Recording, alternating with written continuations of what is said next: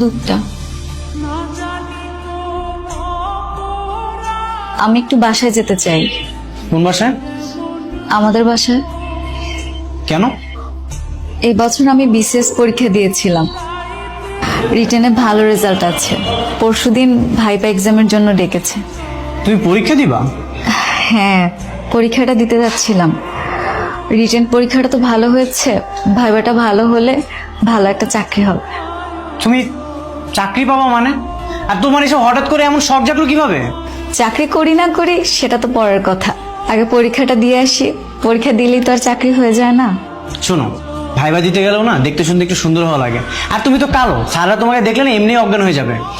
আপনাকে না বলেছি আমাকে কালো বলবেন না, বারবার কালো কালো বললে আমার বিরক্ত লাগে। কি? তুমি আমার সাথে ঝাড়ি দিয়ে কথা বললে? আমি আপনাকে ঝাড়ি দিচ্ছি না, আপনি আমার সাথে অন্যায় করছেন, আমি সেটাই আপনাকে বলছি। তুই আমাকে শেখাবি কোনটা ন্যায় অন্যায়? তোর কোনো পরীক্ষা দেওয়া লাগবে না, তুই বাসা থেকে কোথাও যাবি না। আমি তো যাব, পরীক্ষাও দিব। তোর কোনো পরীক্ষা দেওয়া লাগবে না। একটা কথা বলি মা। বল। আমি কি তোমাদের কাছে খুব বেশি বোঝা হয়ে গিয়েছিলাম? একটা বিবাহিত ছেলের কাছে আমাকে বিয়ে দিলি। মানে আমরা তো বিষয়টা আগে জানতাম না। সবই জানতে মা তোমরা, তোমাদের জামাই আমাকে সবই জানিয়েছে। বিয়ের আগে সব কথোপকথনই হয়েছে।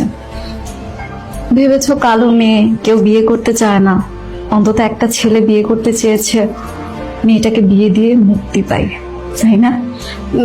না না, বিশ্বাস কর মা, ওরকম কিছু না। থাক মা, বাদ দাও এসব কথা।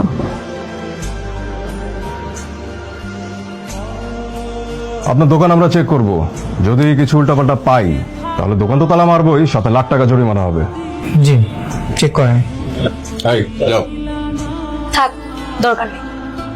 ম্যাডাম, কি বলছেন? একটাবার চেক করে দেখি যদি কিছু পাই। এটা আমাদের দোকান, আর উনি আমার হাজবেন্ড। উনি আপনার হাজবেন্ড?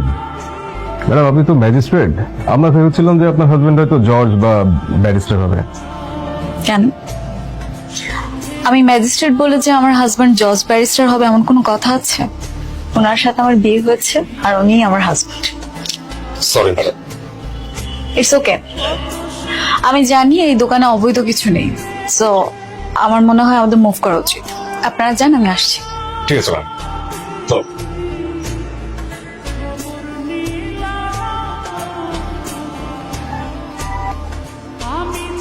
একটা কথা জিজ্ঞেস করি, করো।